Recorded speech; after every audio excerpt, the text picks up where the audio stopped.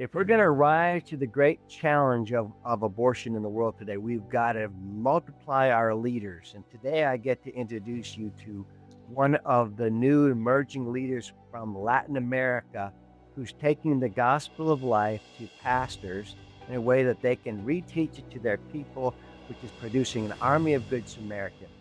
Join us.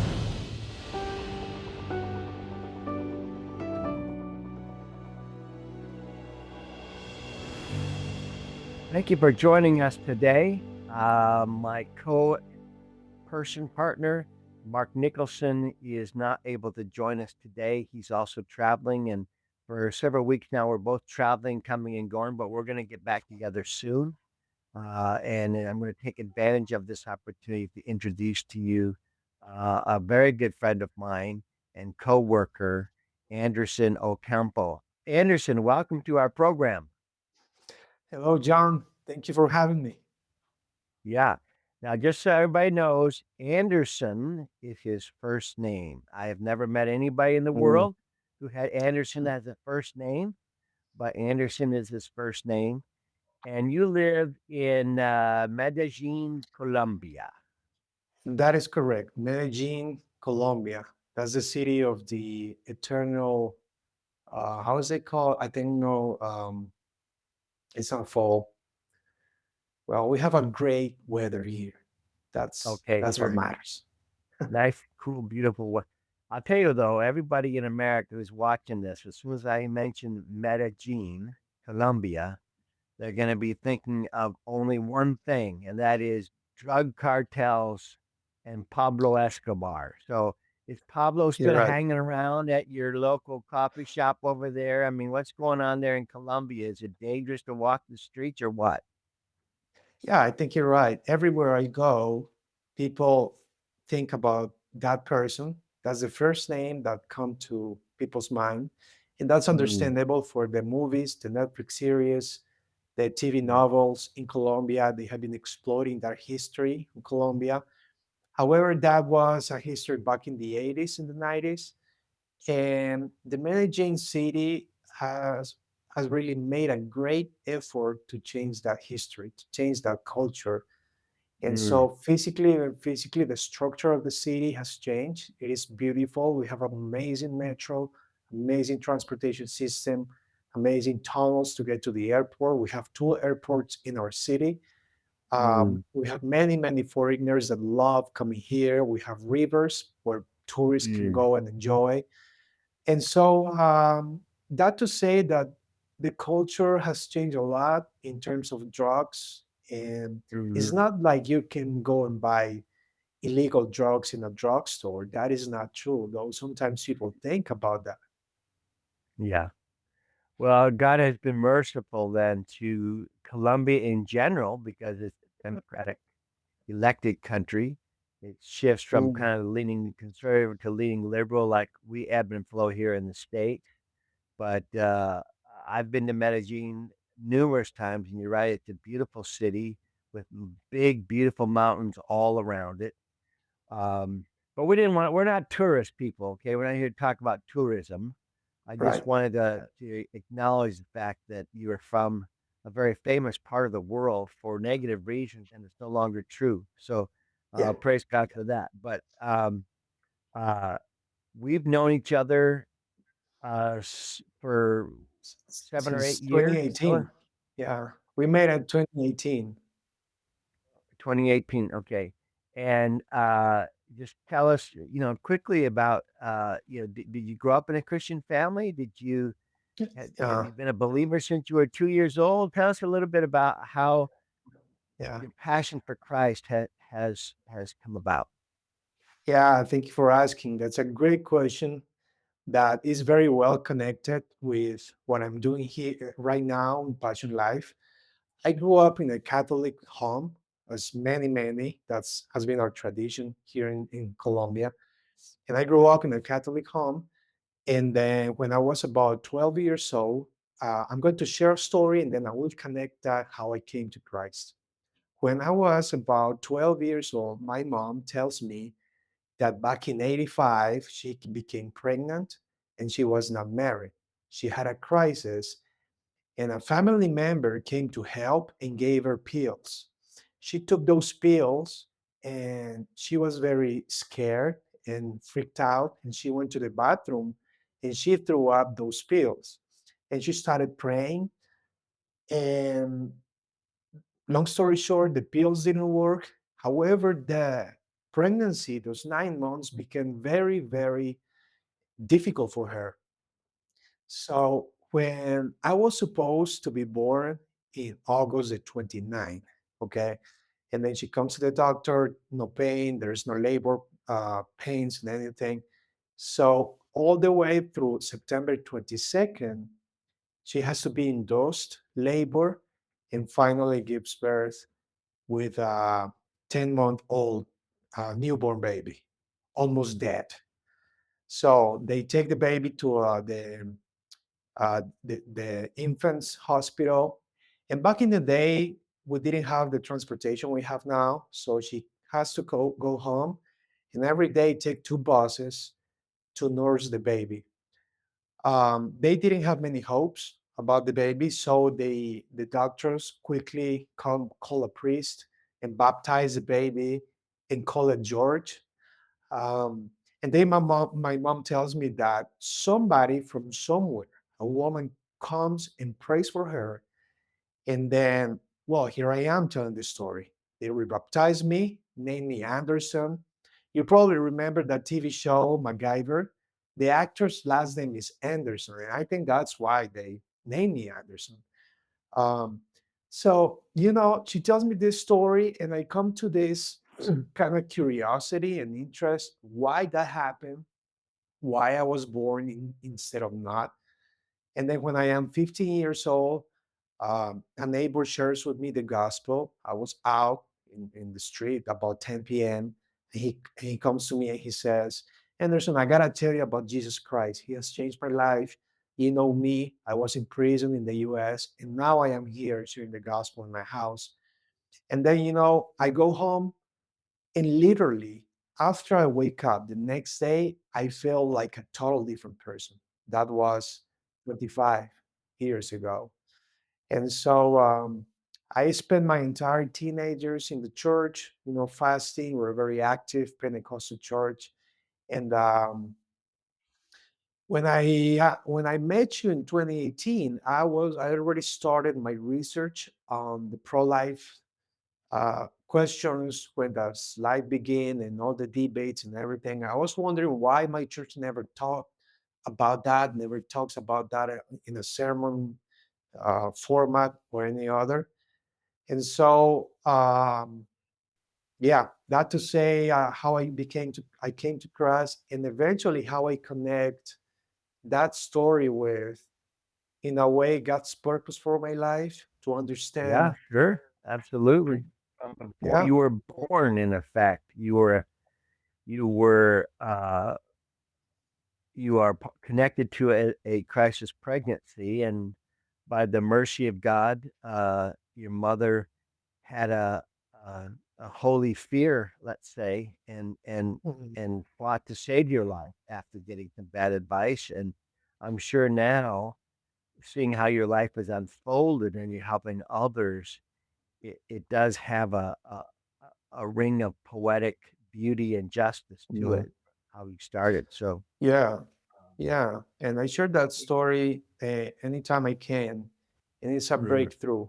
Helps me break the ice, and I think that's very typical. I'm pretty sure many pro-life leaders are very familiar with experience like that. okay. So since 2025, about 3 years now, you've been working full time, basically with other pastors, addressing the Mhm. thing that you hinted at. That is that many pastors, they're just not even sure how to address the moral crisis of abortion. And so tell us about what it is that you're doing today with pastors, and Mhm. maybe tell us, a story or two that come to mind, uh, Mhm. that is a encouraging story about how the pastor was able to really find his footing, find his voice, and begin to be a good leader on the moral crisis of abortion. Yeah. Yeah, let me start with a story.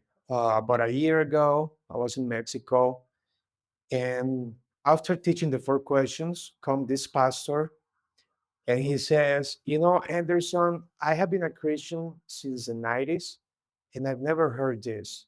And I actually took one of my ex-girlfriends to practice an abortion. And then 2 years later, I met her again because I got married with another woman.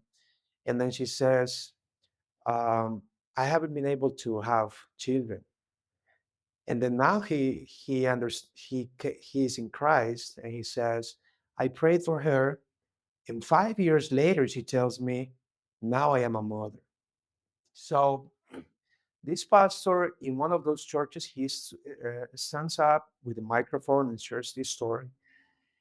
And that's a pattern that I have been able to see here in my country and other countries in Latin America. Is that I think number one, for ignorance, um, they don't know when life begins. And number two, I think that the church has diminished the confidence and the trust in the Bible. So certain things are assumed. I remember another pastor that we were teaching the question number one about value of human life and the beginning of life. And he says, okay, so Anderson, just to confirm, life begins 24 hours after the sperm meets the egg. Is that correct? So, because that's the typical teaching, like when there's fertilization or conception, then 24 hours later is that it is human. So, part of my job now, full Which is time in Passion Life, scientifically inaccurate, is what you're saying. This is that is scientifically correct. That inaccurate. is And okay, so mhm, you're correct. Part of what you're doing is you're correcting the science understanding. Okay, I got you. exactly, exactly. And in order to get to the science, we start with the Bible. We have, Mm. the four questions design, which is All right, biblical stop and right very there. simple. Stop right there. We don't want to assume that anybody watching knows what the four questions are. So, Yeah, this again, for our audience sake, we want to try to consolidate biblical Christian ethics around abortion down to four simple questions. So, Anderson, tell us what the four questions are, then go back to your story. yeah. Question one is, what does God say about the value of human life, including life in the womb? Number two, what God tells us about the shedding of innocent blood, including abortion. Number three, how do we take the gospel to those that experience guilt and shame from abortion so they are free and forgiven? And number four, what God calls us to do to stop the shedding of innocent blood and how others have done in the past. So, those are the four questions. Going back to my story connected to question one, we want to correct people's science, but we do it after we establish the foundation of what God says. And so we work with Genesis and the Gospel of Luke. And when necessary, we have a bunch of other Bible verses that helps us teach pastors in the language of a pastor the biblical formula of conception and give birth. So I think that the Bible, being so ancient and written by different authors in different cultures in different areas, is firm in informing us that life begins at conception. In other words, God sees the human that is being created in conception as a whole human being during development. So we start with helping people see that the Bible treats the unborn as a human being, as an image bearer. And so after that, we go through science. We confirm that life starts just with the union of the male sperm and the female egg, and not 24 hours later. Just at that very moment, there is a new image bearer, a new human being that didn't exist before. And so One of the things that I try to correct as well are expressions such as it doesn't have a human form. Well, the question is that the human form develops through our entire life. Okay. So, first, we help pastors see it from the Bible because they fear. I have pastors telling me, we don't talk about abortion because that's political. And some politicians tell me, well, that's too religious. And so, when we go to pastors and we teach with the Bible, with the language of a pastor, and, for example, pastor, you don't need to go full blown with the word abortion. Just use the shedding of innocent blood. That's a biblical expression. And so, that helps us break the ice and bring awareness and and see it as not only as something logical or scientific, but also something that has to do with discipleship in the church. Sure. So this pastor started to have his eyes open as to how much the Bible does inform us on how to lead and Mhm. respond, but also gave the Yeah, opportunity to use science to correct falsehood that he was believing that that play into the idea that chemical abortion, for example, or other places would be appropriate because it's not right, human yet. Okay, I got you. right, right. Okay, And well, just to finish that idea, yeah, I something very there is a common denominator when we teach Luke chapter 1. When Mary meets Elizabeth, you uh-huh, know, I asked Pastor, hey, how old was John the Baptist? And they say, well, yes, he was 6 months. How mm, old was Jesus? And they don't have any idea.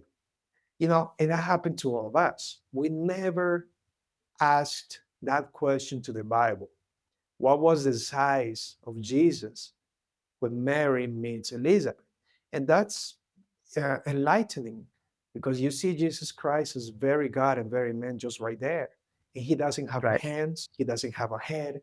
He's developing, just maybe a week old.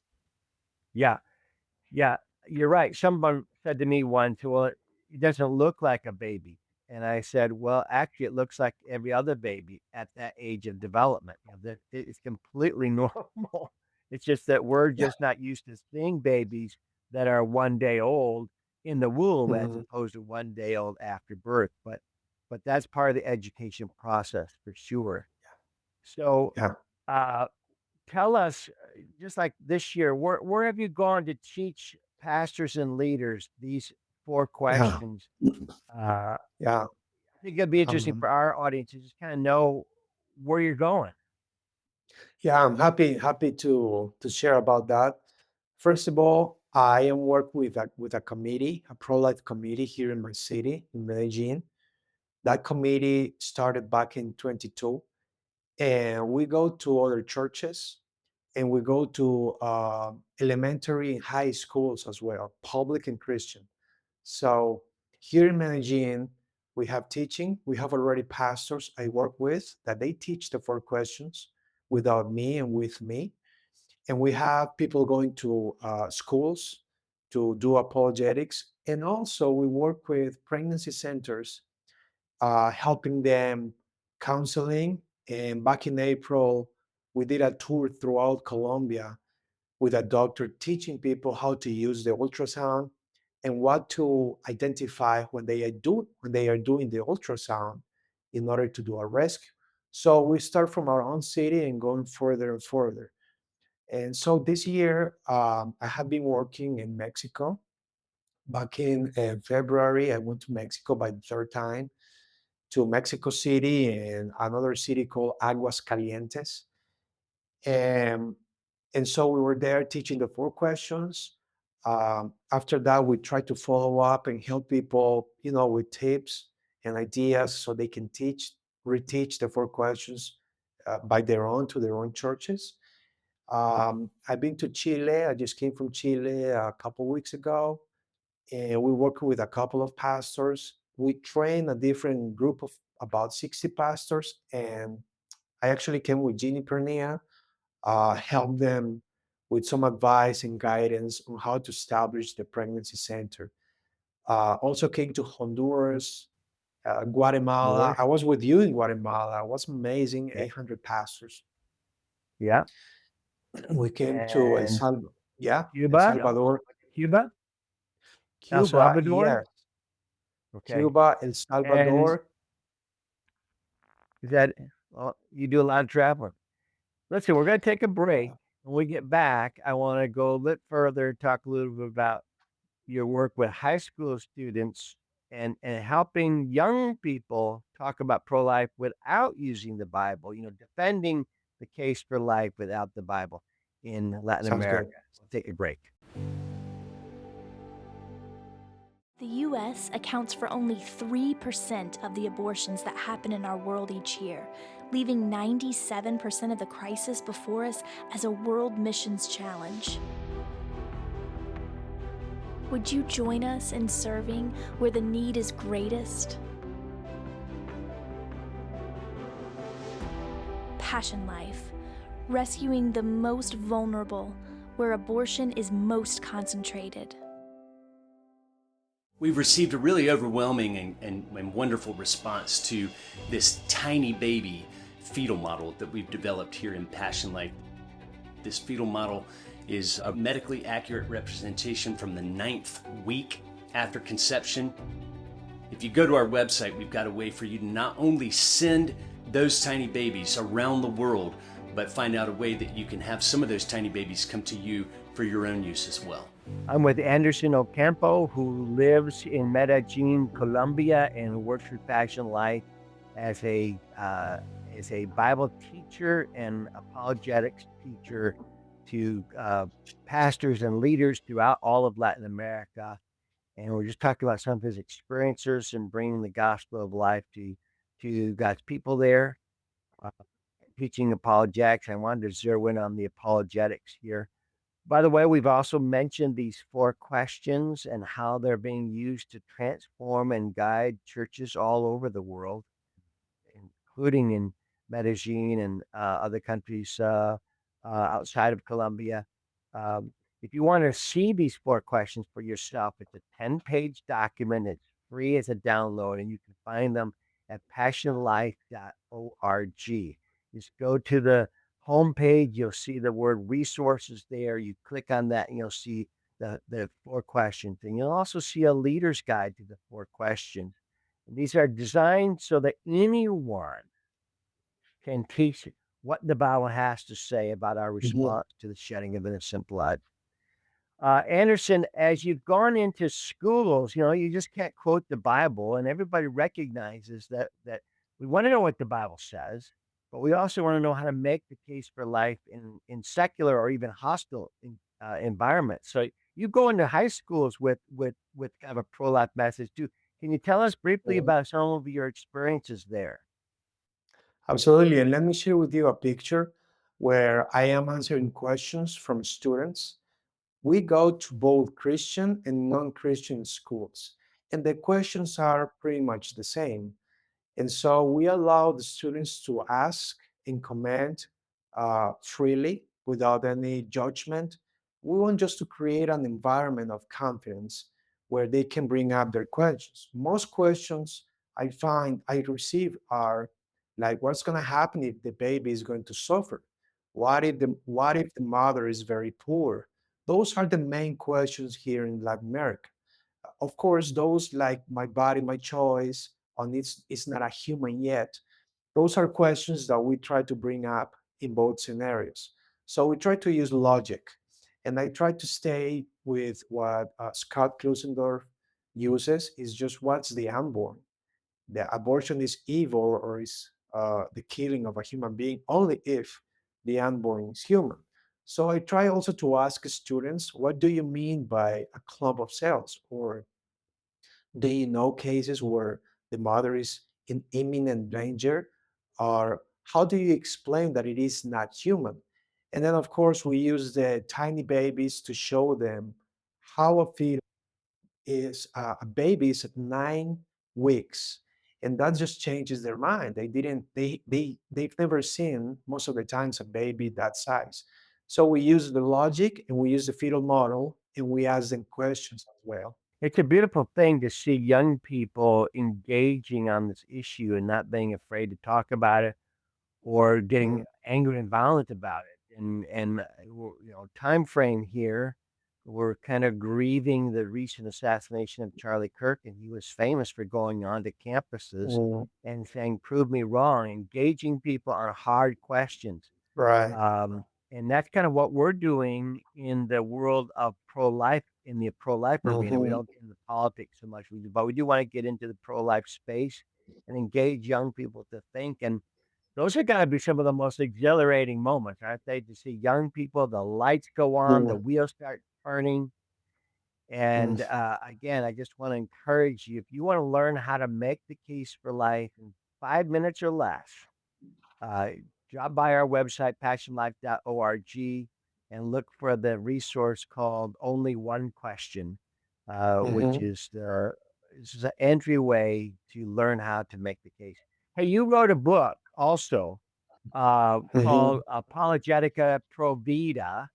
And tell us why you wrote this book and what kind of response you're seeing. Yeah, it's been 2 years since I published that book.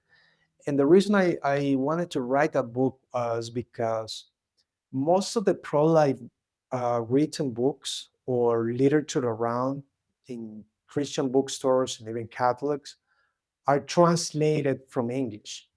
And so sometimes lots of that information, the reader may believe it applies only for the US or the English speaking countries. And some of the arguments I thought needed to be contextualized to our language, our culture. Beautiful. And also, another reason was that most of the literature around on how to defend life is focused on logic and science, but not with Bible support verses. So I wanted to Mm, provide both, to provide both the Bible and logic, statistics, and in how to do it. So I really wanted okay. to help pastors and young people to think the assumptions about the issue, but also not just talking about talking wrongly or just exposing abortion, but also showing an alternate, the alternative of life.